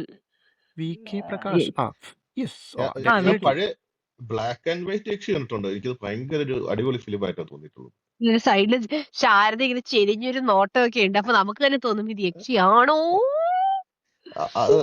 അതാ എനിക്ക് ആ സമയത്തുള്ള എന്റെ മെയിൻ ടെൻഷൻ അതായിരുന്നു, ശരിക്കും യക്ഷിയാണോ അല്ലയോ എന്നുള്ള It ഒരു doesn't give you an answer also. Could be. അതെ ഐ തിങ്ക് ഡെഫിനറ്റീവ് ആൻസർ കൊടുക്കുന്നുണ്ടെന്നാണ് എന്റെ ഓർമ്മ. കുറെ വർഷമായി കണ്ടിട്ട്. അതില് ലാസ്റ്റ് ടൈം അതില് പുള്ളി അറസ്റ്റ് ചെയ്യുന്നൊക്കെ ഇല്ലേ, അതായത് അറസ്റ്റ് പോലീസ് അത് ചെയ്യുന്നുണ്ട്. വരുമ്പോൾ കഥയിലും അറസ്റ്റ് ഉണ്ട് ചെയ്യുന്നു. അത്. അത് അതെ ഉണ്ടോ? എല്ലാത്തിലും She was ഉള്ളതാണ്. missing. കഥ തുടങ്ങുന്നത് തന്നെ പുള്ളി ജയിലിലിരുന്ന് ജയിൽ / മെന്റൽ Asylum. അസൈലത്തിലിരുന്ന് എഴുതുന്നതാണ് കഥ. ഒരു ഭയങ്കര ബുക്കാണെങ്കിലും മൂവി ആണെങ്കിലും ഭയങ്കര നന്നായി വന്നൊരു അഡാപ്റ്റേഷൻ ആണ്. ഞാൻ ജനറലി അങ്ങനെ ബുക്കുകളെ കുറിച്ച് നന്നായി എന്ന് പറയാറില്ല, അഡാപ്റ്റേഷൻസ്. പക്ഷെ ഇത് വളരെ നന്നായി ചെയ്തൊരു അഡാപ്റ്റേഷൻ ആണ്, without losing the essence. I don't know Malayattoor അതിന്റെ സ്ക്രിപ്റ്റിന്റെ ഭാഗമായിരുന്നോ എന്നൊന്നും എനിക്ക് അറിഞ്ഞുകൂടാ. പക്ഷെ it was an excellent adaptation. കാണാത്തവർ പോയി കാണുക, യൂട്യൂബിൽ ഞാൻ എന്തായാലും സിനിമ ഉണ്ടാവും. കണ്ടിട്ടില്ല, പുസ്തകം മാത്രമേ വായിച്ചിട്ടുള്ളൂ. Please do. ട്രൈ ചെയ്ത് നോക്കാം. ഒരു രക്ഷയില്ലാത്ത അത്യാവശ്യം പാട്ടുകളും ഏതാണ് യക്ഷിയിലെ പാട്ടുകൾ? മറ്റേ എനിക്ക് കിട്ടുന്നില്ല പെട്ടെന്ന് ആണ് പറഞ്ഞു. നോക്കട്ടെ Continue. നീല വെളിച്ചത്തില് മറ്റേ ഇതൊക്കെയായിരുന്നു, താമസമെന്തേ വരുവാൻ, ഭാർഗവി നിലയത്തില്. ഏകാന്തതയുടെ ഏകാന്തയുടെ മഹാതീരം. അപാരതീരം സ്വർണ്ണച്ചാമരം വീശിനേം സ്വർണ്ണച്ചാമരം യക്ഷിയാണ്. സ്വർണ്ണച്ചാമര യക്ഷിയാണ്. യക്ഷിയാണ്, മറ്റേത് ശരിയാ ശരിയാ. പൊട്ടിത്തകർന്ന കിനാക്കൾ കൊണ്ട് ഞാനൊരു പട്ടുനൂലൂഞ്ഞാലത്ത്. മറ്റേ അതിലെ പാട്ടുകൾ നല്ല കേട്ടോ. ഭാർഗവി നിലയത്തിലെ പാട്ടുകൾ ഭാർഗവി നിലയം നല്ല പാട്ടുള്ള പണ്ടേ നല്ല. അറബിക്കടലൊരു മണവാളൻ, കരയോ നല്ലൊരു മണവാട്ടി. എനിക്കിത് സ്വർണ്ണച്ചാമരം മാത്രമേ അതിന്റെ അകത്തൊരു എനിക്ക് സ്റ്റാൻഡ് ഔട്ട് സോങ് ആയിട്ട് തോന്നിയിട്ടുള്ളൂ. ഏതോ ചന്ദ്രോദയത്തിന്റെ ഒരു പാട്ടുണ്ട്, പക്ഷെ അത് അത്ര മീൻസ് കേട്ടു നോക്കൂ, നല്ല നല്ല പാട്ടാണ്. പക്ഷെ ഇത് എനിക്ക് ഇതിലെയാണോന്ന് അറിയില്ല ഒരു കാര്യം. അതിലെയാണെന്ന് തോന്നുന്നു എനിക്ക്. പക്ഷെ അഗൈൻ സ്വർണ്ണച്ചാമരമാണ് എന്റെ ഹൈലൈറ്റ് അതിലാ പാട്ട്. ഇതിന്റെ സ്ക്രിപ്റ്റ് തോപ്പിൽ ബാസി എഴുതിയത്. ഓക്കെ, കെ സേതുമാധവന്റെ ഡയറക്ഷനാണ് യക്ഷി. പക്ഷെ അത് ഇദ്ദേഹം അതിൽ സ്ക്രിപ്റ്റിൽ ഉണ്ടായിരുന്നില്ല. Based on Yakshi by Malayattoor Ramakrishnan എന്ന് മാത്രമേ ഉള്ളൂ. പക്ഷെ Malayattoor Ramakrishnan would have been really young ഇത് എഴുതിയ സമയത്ത്. അതാണ് അതില് അല്ലേ ഇത്രയും കോംപ്ലക്സ് ആയിട്ടുള്ള ഒരു പ്ലോട്ട്. ഒരു പുരുഷന് അയാളുടെ പൊട്ടൻസി പ്രൂവ് ചെയ്യാൻ പറ്റാത്തതിലുള്ള ഒരു ആങ്സൈറ്റി ഉണ്ട്. അതൊക്കെ എന്ന് പറഞ്ഞു കഴിഞ്ഞാൽ ഒരു വളരെ ചെറുപ്പത്തിലുള്ള ഒരാളുടെ മനസ്സിൽ മാത്രം ഉണ്ടാവുന്ന ഒരു സാധനമാണത്. Spoiler alert. Skip 45 seconds ahead to avoid spoilers. അത് ഇമ്പോർട്ടൻസി മാത്രമാണോ? ലൈക്ക് പുള്ളി ഡിസ്ഫിഗേർഡ് അല്ലായിരുന്നു? അതാണ്. പക്ഷേ അതുകൊണ്ട് what is bothering him, and basically how the story proceeds is that is the reason. So ആള് എന്താ ചെയ്യുന്നതെന്ന് വെച്ച് കഴിഞ്ഞാല് he tries to make love to her multiple times. Every time he fails miserably. അത് കഴിഞ്ഞിട്ട് പുള്ളി അതിനെ ഇങ്ങനെ ഒരു എക്സ്ക്യൂസ് ആക്കിയിട്ട് എടുക്കുകയാണ്. ഞാൻ അവളെ മീറ്റ് ചെയ്ത് കഴിഞ്ഞാൽ മാത്രമേ യക്ഷിക്ക് എന്നെ കൊല്ലാൻ പറ്റുള്ളൂ എന്നുള്ളത്. So that actually starts becoming A layer. End of spoilers. പുള്ളിക്ക് 40 വയസ്സ് ഉണ്ടാവണം അത് എഴുതുമ്പോൾ. കാരണം മലയാറ്റൂർ രാമകൃഷ്ണൻ 1967 ആണ് യക്ഷി. പുള്ളി 1927 ബോൺ 1927 ആണ്. അപ്പോൾ 40 വയസ്സായിട്ടുണ്ടാവും എഴുതുമ്പോൾ. പിന്നെ ഈ പറഞ്ഞ പോലെ അത് മറ്റേത് ഹേമാമാലിനി ഡയറക്ട് ചെയ്തതാണ് കേട്ടോ. മറ്റേ നേരത്തെ പറഞ്ഞില്ലേ മോഹിനി, ബേസ്ഡ് ഓൺ യക്ഷി. മധുബാലയാണ്. മധുബാലയും മറ്റേ ആളും സുദേശ് ബെറി എന്ന് പറഞ്ഞ ആളില്ലേ, സുറാഗ് സീരിയലും പുള്ളിയാണ്. ഡിറ്റക്റ്റീവായിട്ട് വരുന്ന പുള്ളി. അവർ രണ്ടുപേരുമാണ് അതിന്റെ.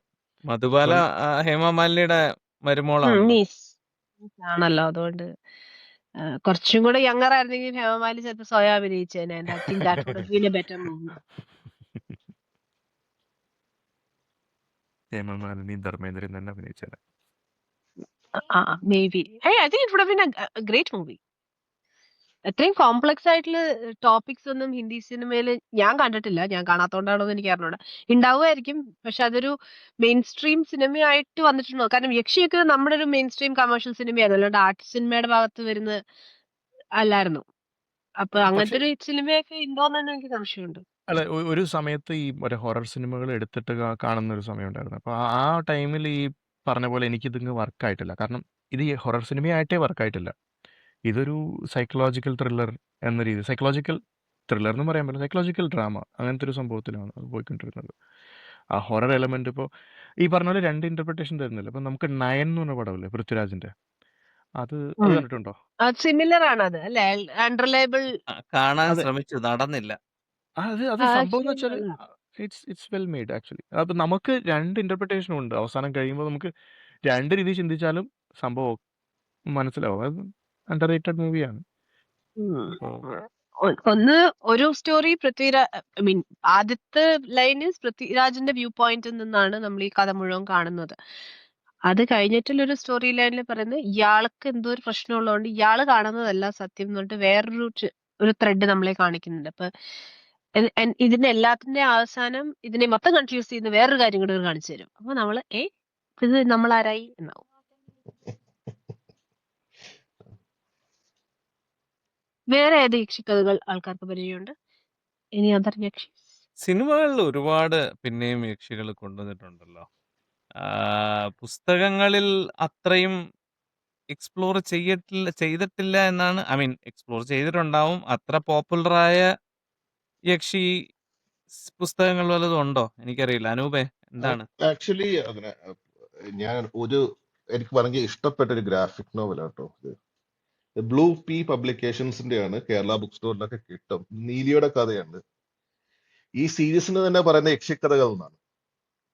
കുറെ യക്ഷികളുണ്ട്. പൊന്നിറത്താൾ എന്നൊക്കെ പറഞ്ഞ് കുറെ യക്ഷികളുണ്ട്. അപ്പൊ അത് വായിക്കുമ്പോൾ നമുക്കൊരു ഐഡിയ കിട്ടും. ഇതിന്റെ ഓൾമോസ്റ്റ് ഹിസ്റ്റോറിക്കൽ ആയിട്ടുള്ള സ്റ്റോറീസ് ഒക്കെയാണ് അവരെടുത്തേക്കുന്നത്. It's very beautifully illustrated. അതെ, വരയൊക്കെ നല്ല നല്ല ബ്യൂട്ടിഫുൾ ആയിരുന്നു. ഞാൻ ഇത് മുമ്പ് ഒരിക്കൽ കാണിച്ചിട്ടുള്ളതാണ് ഇവിടെ. അതെ, പക്ഷേ ഗ്രാഫിക് നോവൽ. ഗ്രാഫിക് നോവൽ, അതെ, ഗ്രാഫിക് നോവൽസ് ഡിസ്കസ് ചെയ്തുകൊണ്ടിരുന്നപ്പോ പനങ്കുല പോലെ കിടക്കുന്ന മുടി. ഇതിന് ട്രോള് കണ്ടിട്ടുണ്ടോ? ഈ പറഞ്ഞ സാധനങ്ങളൊക്കെ വെച്ചിട്ട് ഒരു സാധനത്തിന് ഉണ്ടാക്കിയത് പനങ്കുലയും മറ്റേ ആ ആ, ചെന്തണ്ടിപ്പഴം മുല്ലപ്പൂ പോലുള്ള പല്ല്.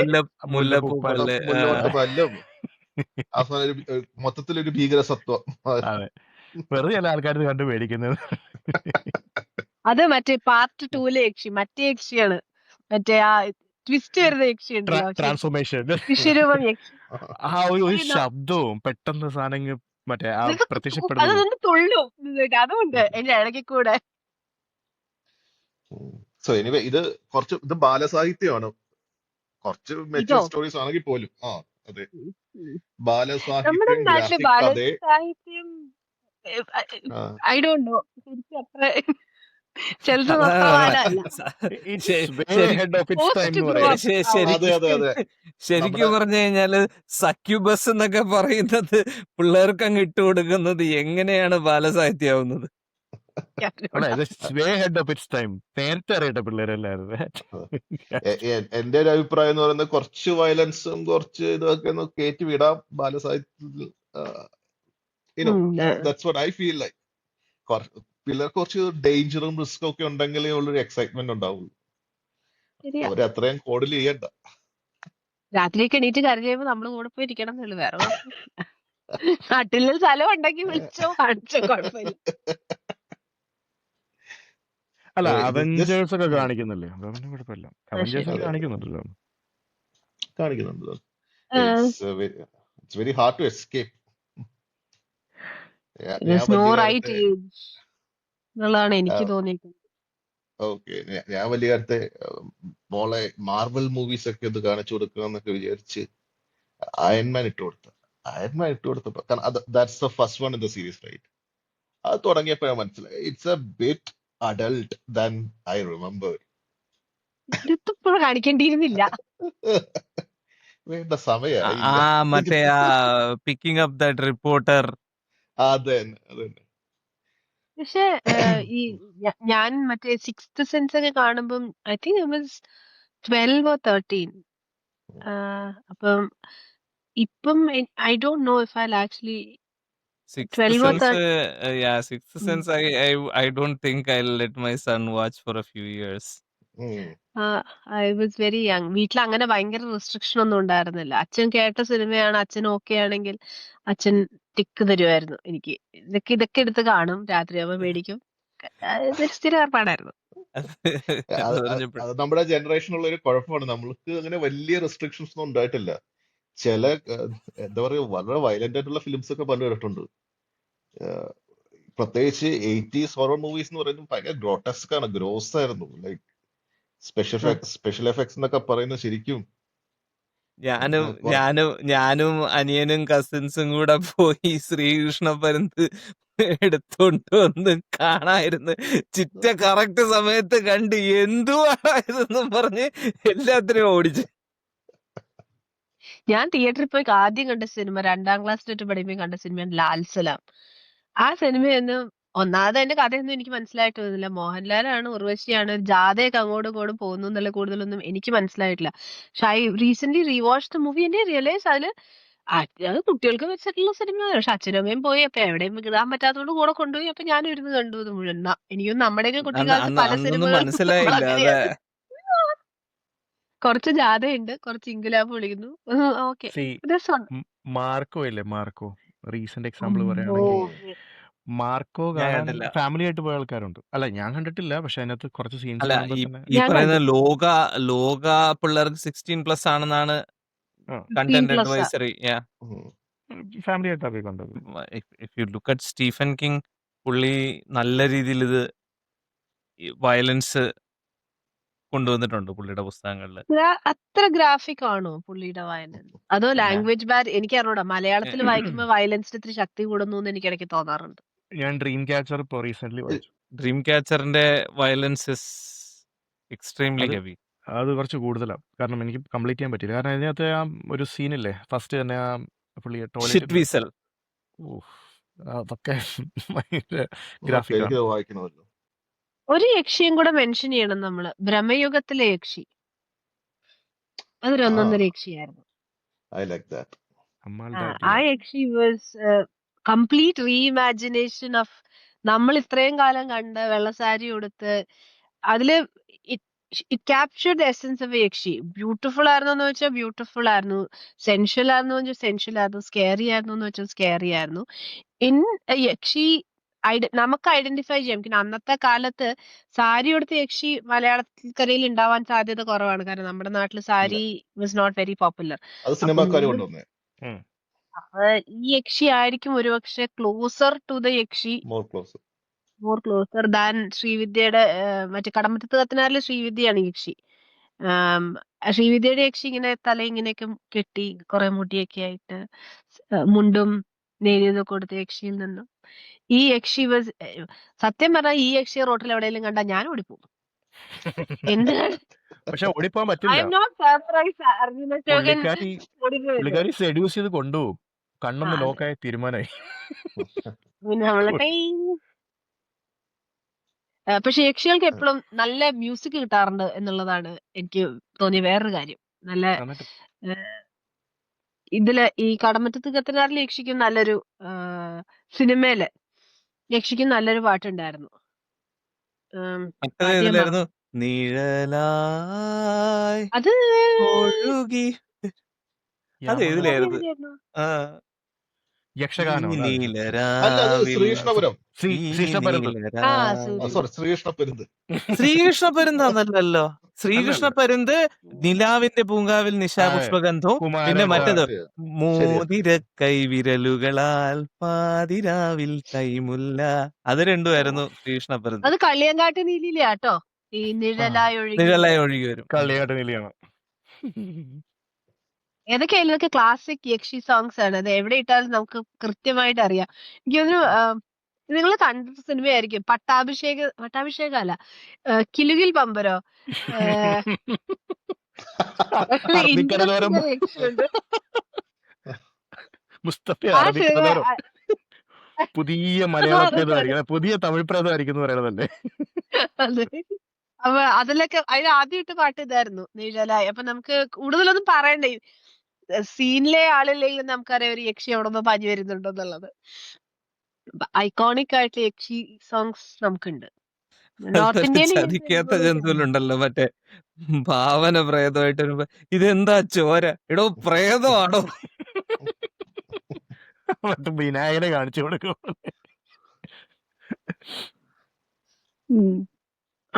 ഐ തിങ്ക് അത്രയൊക്കെ തന്നെ യക്ഷി കഥകളെ എനിക്കും അറിയുള്ളൂ. യക്ഷകളെ കുറിച്ച് കൂടുതൽ അറിയണമെങ്കിൽ നമുക്ക് ആക്ച്വലി തന്ത്രഗ്രന്ഥങ്ങളിലൊക്കെ ഇഷ്ടംപോലെ യക്ഷികളെ കുറിച്ച് പറയുന്നുണ്ട്. ഒരു ബുക്കുണ്ട്, ഈശാന ശിവഗുരുദേവ പദ്ധതി. പിന്നെ വേറൊന്നത്തിന് മന്ത്രമഹാർണവം. മന്ത്രമഹാർണവത്തിൽ 36 യക്ഷിണികളെ പറ്റി വിവരിക്കുന്നുണ്ട്. പിന്നെ കുറച്ച് ഹിസ്റ്റോറിക്കൽ ആയിട്ടോ പൗരാണിക് രീതിയിലോ വായിക്കാൻ ആഗ്രഹമുള്ളവർക്ക് ആ ബുക്സ് ഒക്കെ തപ്പിപ്പിടിച്ച് വായിക്കാം. ഞാനിപ്പോ റെഫർ ചെയ്യുന്ന ബുക്ക് ഇതാണ് കേട്ടോ, കേരളീയരുടെ ദേവതാ സങ്കല്പം ബൈ MG ശശിഭൂഷൺ. ഓക്കെ. നമുക്ക് ആക്ച്വലി നമ്മുടെ ഫോക്ലോർ ഭയങ്കര റിച്ച് ആണ് ഇങ്ങനത്തെ കാര്യങ്ങളില്. ഇങ്ങനത്തെ റിച്ചാണ്. ദൈവം, അതായത് ഡിമോണിക് എന്ന് പറയാൻ പറ്റില്ല, അതിന്റെ ഇടയിൽ നിൽക്കുന്ന യക്ഷി ഡിമോണിക് ആണ്, പക്ഷെ യക്ഷിക്ക് അല്ലാത്തൊരു സങ്കല്പം ഉണ്ട്. ഇപ്പൊ ജസ്റ്റിഫൈഡ് വയലൻസ് ആണ്. അതെ, ആണോ? ഓക്കെ. ബാക്ക് സ്റ്റോറി ഒക്കെ ഉണ്ട്. ചുമ്മാ വന്ന ആൾക്കാരെ അല്ല, തട്ടുന്ന ആൾക്കാരല്ല യക്ഷി. ആക്ച്വലി ഈ പറഞ്ഞ പോലെ ഇവർക്ക് വയലൻസ് ഉണ്ടെങ്കിൽ ഇവർക്ക് ആ പ്രതികാരമൊക്കെ ചെയ്തിട്ട് പോയാൽ പോരെ. ബാക്കിയുള്ളവർ എന്തിനാ ടെററൈസ് ചെയ്യുന്നത്? അവരെ മാത്രം നോക്കിയാൽ വെറുപ്പ്, പോരെ അവർക്ക്. അതെ, എല്ലാരോടും വെറുപ്പ്. അല്ലേ ചുമ്മാ അല്ലെ ആ എന്തിനാണ് വർഗത്തോട് വെറുപ്പ്. അല്ല ആണ്. എന്തിനാണ് രാത്രി പോയി വഴി നിൽക്കുന്ന പെണ്ണുങ്ങളുടെ അടുത്തൊക്കെ ഹിറ്റ് ചെയ്യാൻ പോണത്? അങ്ങനെയല്ല, ചുമ്മാ അവരെ ഇന്നസെന്റ് പാസർ ബൈനൊക്കെ പിടിച്ചിട്ട് തട്ടിട്ട് പോകുന്നു. അതിന്റെ ഒന്നും അതെ ആവശ്യമില്ല. അങ്ങനെയൊന്നും അല്ല, ഉം. ഞങ്ങളുടെ അടുത്ത് അതൊക്കെ എന്നാ ഉണ്ട്. മാത്രമേ തട്ടുള്ളൂ. അതുണ്ടാവും, അതുണ്ട്. ആ, ഉണ്ട്. നേരത്തെ ഒരു എല്ലാരും യക്ഷി കാര്യം ചെല്ലുന്നുണ്ട്. പറഞ്ഞല്ലോ കൃഷ്ണകുമാർ, കാഞ്ഞിരക്കോട് യക്ഷി, കാഞ്ഞിരോട്ട്. കാഞ്ഞിരോട്ട്. കാഞ്ഞിരോട്ട്. അപ്പൊ അതിന്റെ കഥയ്ക്കകത്താണ് ഒരു സ്ത്രീയെയും കുട്ടിയൊക്കെ കൊണ്ടുപോകുന്നുണ്ട് ഇല്ലേ? അതെ, അതെ.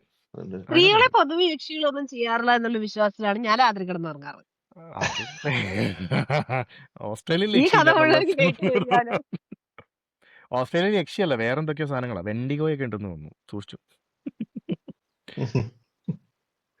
ഈ യക്ഷിയുടെ കാര്യം പറഞ്ഞപ്പോഴാ പണ്ട് കൗമുദി, ഞാനത് നേരത്തെ പറഞ്ഞൊരു കാര്യമാണ്. കൗമുദി മാസിക ഉണ്ടായിരുന്നു, ഇതിപ്പോ നിർത്തിയോന്ന് അറിയില്ല. കേരള കൗമുദി അല്ല, കൗമുദി. അപ്പൊ കൗമുദി. അതിലൊരു എഡിഷൻ, ഒരു ഇഷ്യൂ യക്ഷിയെ പറ്റിയായിരുന്നു. എൻഡ് ടു എൻഡ് യക്ഷിക്കഥകളായിരുന്നു. യക്ഷിക്കഥകൾ എന്ന് വെച്ചാൽ അതിനകത്ത് ഈ പറഞ്ഞ പോലെ ഐതിഹ്യമാലയിലെ കഥകൾ, പിന്നെ പൗരാണികമായിട്ടുള്ള യക്ഷി സങ്കല്പം, ഈ യക്ഷിയുടെ കാര്യം അതിലാണ് പറയുന്നത്. പിന്നെ യക്ഷി ക്ഷേത്രങ്ങൾ, അവസാനം യക്ഷിയെ വിളിക്കാനുള്ള പ്രാർത്ഥനകളൊക്കെ ഉണ്ട്. അത് എങ്ങനെ അതിന്റെ വിധികളും കാര്യങ്ങളും ഒക്കെ എഴുതിയിട്ട്, അതൊക്കെ ഫിക്ഷണലായിട്ട് എഴുതിയിരിക്കുന്നത്. പക്ഷേ ഇതൊക്കെയാണ് മറ്റേ ഈ ബുക്കിൽ കണ്ടതാണ്, ആ ബുക്കിൽ കണ്ടതാണെന്നൊക്കെ പറഞ്ഞിട്ട് കുറേ സാധനങ്ങളുണ്ട്. ഒരുപാട് യക്ഷി കഥകളുണ്ട്. അതായത് അതിൽ മോഡേൺ യക്ഷി കഥകളുണ്ട് ചിലതൊക്കെ, ചില ആളുകളുടെ യക്ഷി സൈറ്റിങ്ങുകളെ പറ്റിയിട്ടൊക്കെ. അതിലൊന്ന് നമ്മുടെ പെരുമ്പാവൂർ ഇരിങ്ങോള് ഭാഗത്തൊരു യക്ഷിക്കഥയെ പറ്റി അതിൽ പറയുന്നുണ്ട്. പക്ഷെ അതിൽ പറയുന്ന യക്ഷി ശരിക്കും ദൈവമാണ്, ദേവിയാണ്. ഒരു ഓട്ടോക്കാരന് ഇങ്ങനെ ഒരു സൈറ്റിംഗ് ഉണ്ടായി എന്നൊക്കെ പറഞ്ഞിട്ട് പുള്ളി കുറേ കാലം പനിച്ച് കിടന്ന കാര്യമൊക്കെ പറഞ്ഞൊരു കഥ. ഓരോരുത്തരുടെ അനുഭവങ്ങളും കാര്യങ്ങളൊക്കെ ഉണ്ട് അതിനകത്ത്. അപ്പോൾ അത് എനിക്ക് സത്യം പറഞ്ഞാൽ അത് ആ സമയത്ത് വായിക്കാൻ പേടിയുണ്ട്. കാരണം ഇതിന്റെ ഫ്രണ്ടിൽ തന്നെ ഒരു പെൺകുട്ടി ഒരു കറുത്ത ആടിനെ പിടിച്ചു നിൽക്കുന്ന ഒരു ഫോട്ടോ ആണ് മുഖചിത്രം കിടന്നിരുന്നത്.